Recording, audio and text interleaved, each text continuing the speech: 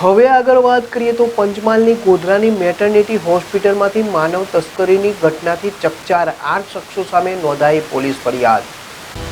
પંચમહાલ જિલ્લાના ગોધરાની મેટર્નિટી હોસ્પિટલમાંથી માનવ તસ્કરીની ઘટનાથી ચકચાર 8 શખ્સો સામે નોંધાઈ પોલીસ ફરિયાદ। ગોધરા દીપ મેટર્નિટી હોસ્પિટલમાંથી માનવ તસ્કરીની ચોંકાવનારી ઘટના પ્રકાશમાં આવી છે। પોલીસ દ્વારા 8 શખ્સો સામે ગુનો નોંધીને તપાસ શરૂ કરવામાં આવી છે।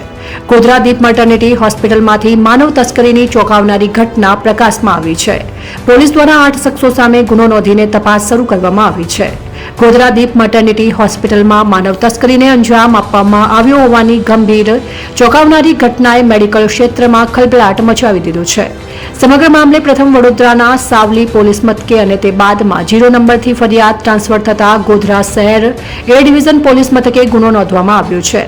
પોલીસે દીપ મેટર્નિટી હોસ્પિટલના સ્ટાફ અને બાળકીને જન્મ આપનાર અજાણી મહિલા ત્યજી દીધેલ બાળકીનું ખરીદ વેચાણ કરી ગેરકાયદેસર રીતે દત્તક રાખી માનવ તસ્કરી કરનાર 8 શખ્સો સામે પોલીસ ફરિયાદ નોંધી છે। દીપ મેટર્નિટી હોસ્પિટલના જવાબદાર સંચાલકો સામે પણ પોલીસે ફરિયાદ દર્જ કરી છે।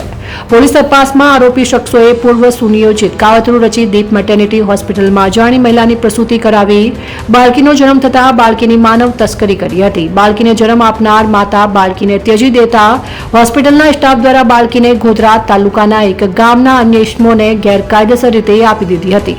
તે બાદમાં બાળકી બીમાર પડતા સારવાર માટે ગોધરા અને ત્યારબાદ વડોદરા શહેર તેમજ વડોદરા ગ્રામ્યના વિસ્તારોમાં આવેલ હોસ્પિટલમાં લઈ જવામાં આવતા ખાનગી હોસ્પિટલના તબીબે શંકા જતા સમગ્ર કૌભાંડનો પર્દાફાશ થયો હતો। પોલીસે હાલમાં ફરિયાદ નોંધીને આરોપીઓને દબોચી લેવા માટેના પ્રયાસો શરૂ કર્યા છે।